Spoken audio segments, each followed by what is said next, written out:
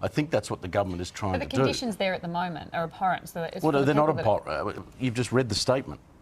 That's what they're saying. But that's a statement. It's funny. The United Nations have a completely contrary view of the human rights. Are we saying that the immigration minister is telling us lies? Well, they're saying that they're making improvements. Well, they've changed the provider. A new company went in to run Manus Island as of 2 weeks ago. When Kevin Rudd won the election in 2007, there was one person in detention on Manus Island. One. He and Julia Gillard ripped up John Howard's plan. And suddenly these places have all filled up again. Now, that is a fact. But it's also a fact, though, Steve, that if I murdered someone, I could not be put in prison indefinitely because that is considered too cruel punishment. That is below our human rights standards if I murdered someone.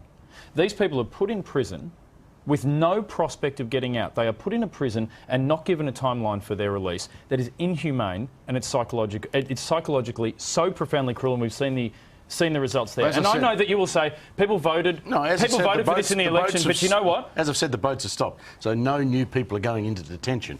Yeah, that's fine, So your solution would be my solution is a processing centre in the region. Throw the gates open. No, it's not, and that's ridiculous. What are you going to do with the people in New Guinea? Do you know what? I know enough about history. What are you going to do with the people on Manus Island? Process them. Tell them when they're going to get out. They are human beings. Because you know what? I know enough history, and I've lived enough to know that they are human beings, and I don't care where they come from or where they are going. You do not treat them like that. Not on my watch and not in my country. If they didn't get on a boat illegally, they wouldn't be there. We've got to take a break. We'll be back in a moment.